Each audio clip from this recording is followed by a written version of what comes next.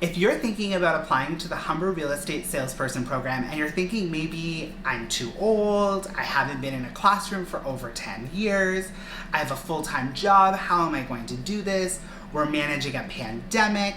Well, this is the video for you because you'll be surprised to know how easy it is. So if this is something that interests you, keep on watching.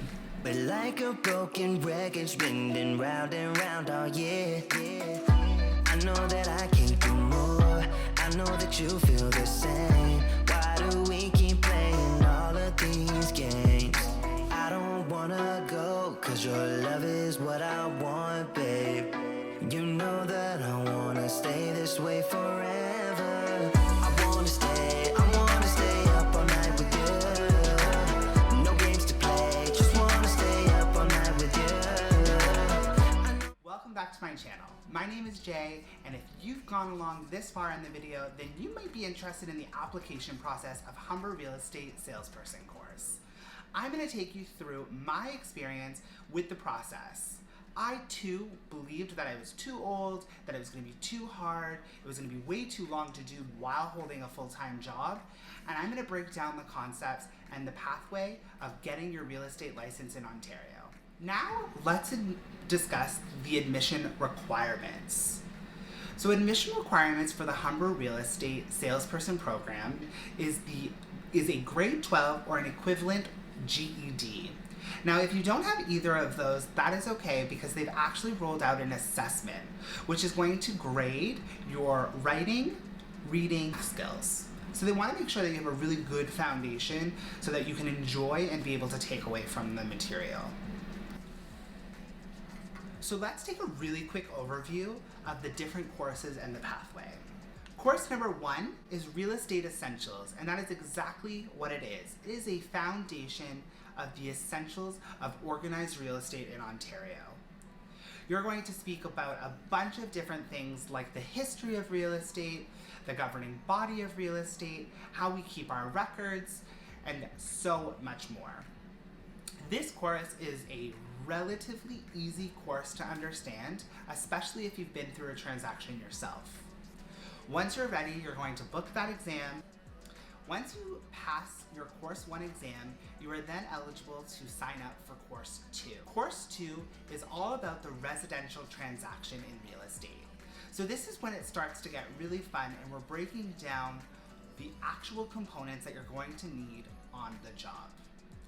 Now, this is a disclaimer, Course 2 by far is the largest in content. It has 20 modules, so there's a lot of information to retain. Once you identify the key themes and the key ideas, it's pretty easy to get through. Then, once you're done reading all 20 modules of Course 2, you're going to book your second exam. Once you're successful in that second exam, you are then eligible to sign up for course number 3. Course 3 is an additional residential transaction course. This is where they start to break down the differences between residential and second properties. We talk about rural, we talk about vacation homes like cottages on the water, and this is when we get to start to tie those concepts together a little bit more. For me, once I got to Course 3, I started to envision what a transaction or what the rule could look like. Then, of course, you're going to write an exam for Course 3, and once you're successful there, then you get to jump into the simulation process of the pre-registration, also known as Sims 1.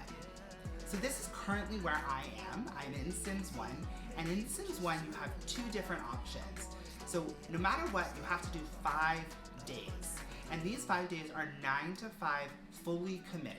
There's going to be 2 simulations in the learning pathway. The 2 options that you have is the weekend sessions, which is 3 Saturdays and 2 Sundays over 3 weekends. There is an assessment at the end of simulations, or if you're able to, you can do the 5 days in a row on Monday to Friday, 9 to 5, with the assessment at the end. The simulation is truly a simulation of the transaction. Pull up the contracts and the acknowledgement forms, and we actually role play and start to explain these contracts and these thoughts and concepts to another individual. This by far has been my favorite part of the learning. As much as a 9 to 5 commitment is really hard, I have really found a lot of enjoyment so far, and I've definitely taken away way more than I would have if I was just reading it through e-learning. Course 4 is commercial real estate. So up until this point, we haven't really talked about anything commercial leasing, or commercial sales or selling. Course 4, I have heard, is maybe the most boring course because we all are mostly getting into real estate because we want to sell homes and we want to sell residential real estate.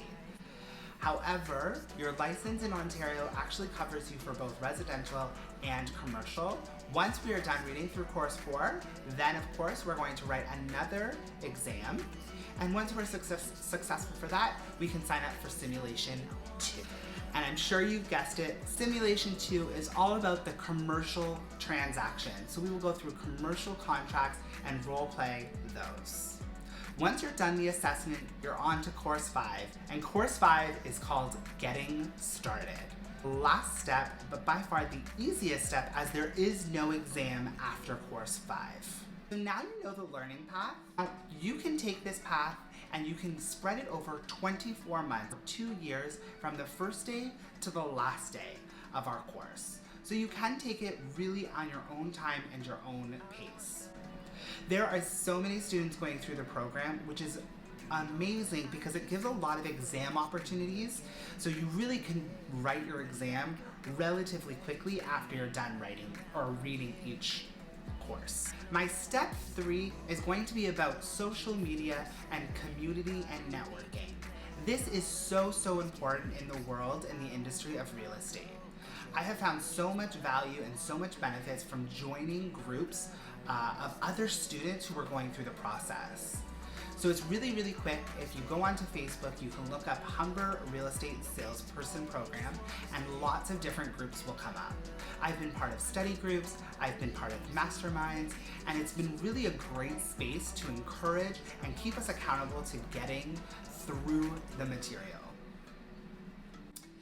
If you haven't already, please subscribe and follow me on Instagram. Also, I am new to Clubhouse, so if you are part of the Clubhouse, please join me. Step 4, you are now ready to apply.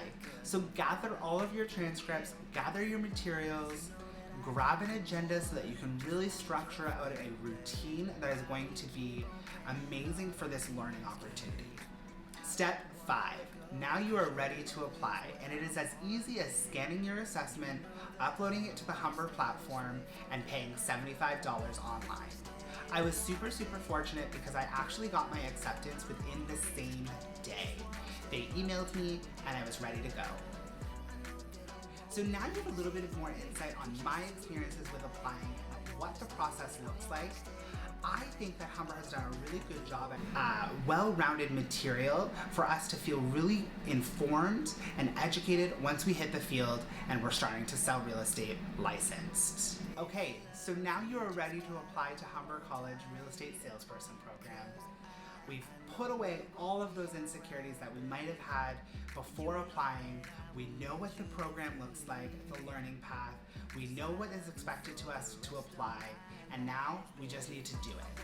So if I can give you one piece of advice, is jump in both feet and don't look back. I know that it won't be easy. Maybe we're just too